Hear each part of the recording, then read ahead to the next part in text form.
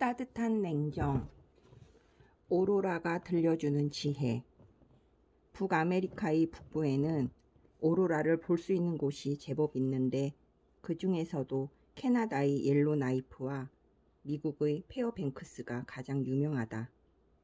현지에는 야간에 오로라 관측 지점으로 안내해주는 투어 업체들 여러 곳이 성업 중이다.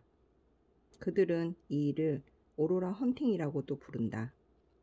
워낙 오지인데다 심야에 움직여야 하니 상당수 여행객들은 안전하게 투어 업체를 통한 오로라 여행을 선택한다.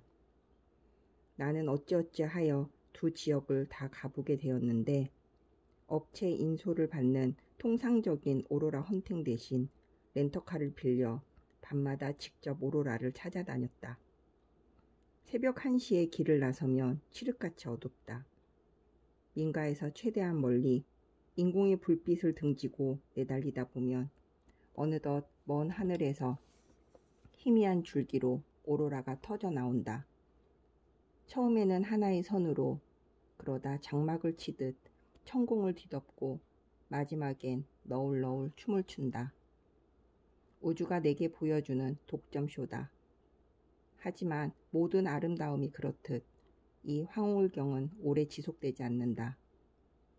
옅어지는가 싶으면 순식간에 사라지고 사라졌다 싶으면 다시 반대편 하늘에서 솟구치길 반복한다. 그러다 마침내 푸른 오로라가 완전히 소멸한 그 자리, 그 지평선에 곧바로 붉은 빛이 감돌기 시작한다. 해가 솟는 순간이다. 오로라가 태양에게 바통을 넘기고 떠나는 의식과도 같다. 하나의 빛에서 또 다른 빛으로 지구가 인간에게 선사하는 가장 아름다운 광경이 아닐 수 없다. 오로라는 어떤 역설이었다. 가장 찬란한 빛이지만 가장 어두운 곳으로 가야 만날 수 있다. 빛이 있는 곳에서는 좀처럼 그 존재를 드러내지 않는다.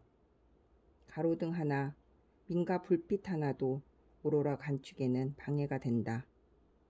아무것도 없는 그야말로 순수 암흑만이 오로라를 완벽하게 돋보이게 만든다.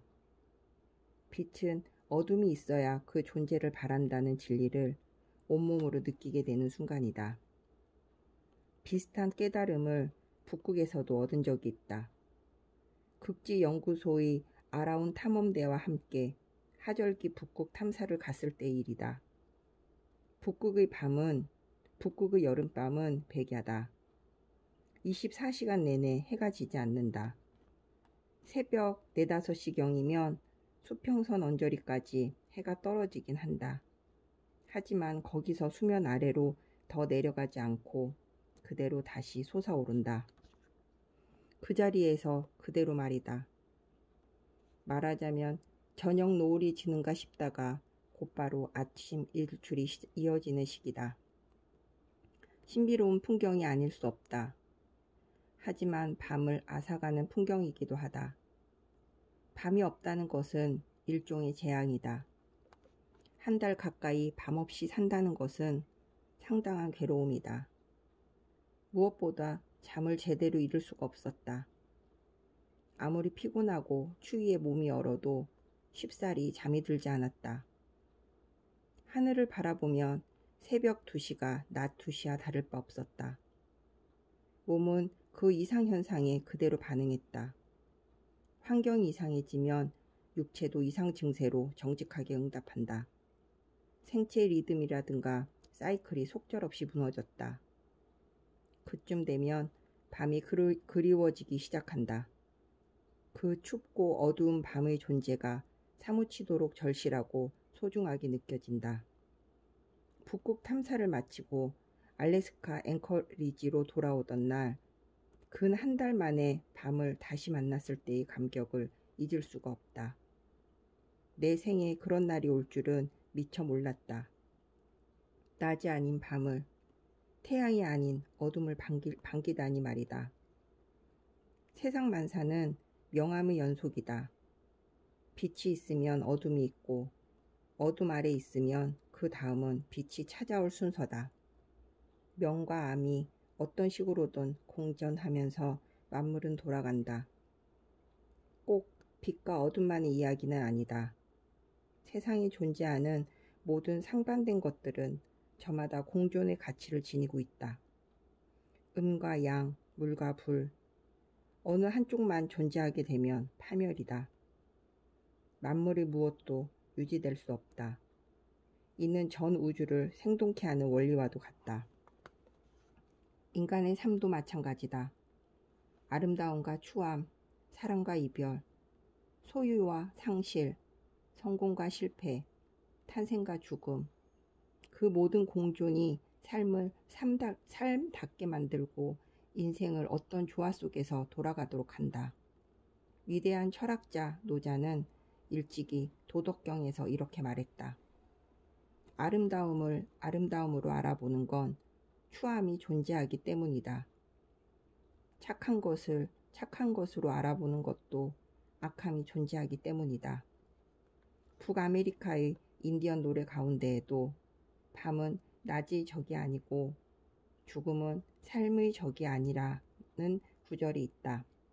밤이라는 말에는 절망을, 낮이라는 말에는 희망을 대입해 보고도 싶다.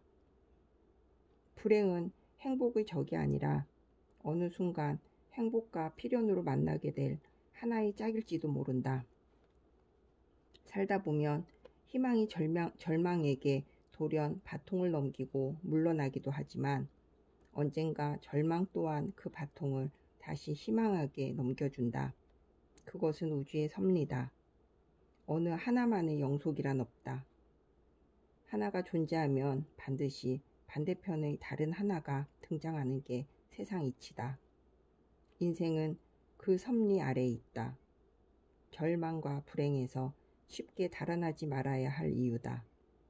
행복이든 불행이든 그 어느 것도 삶의 최종 결론으로 섣불리 단정지어서는 안 된다. 섣불리 생을 포기해서도 안 된다. 자살이라는 단어도 뒤집어 읽으면 살자다. 어둠 다음에는 반드시 빛이 온다.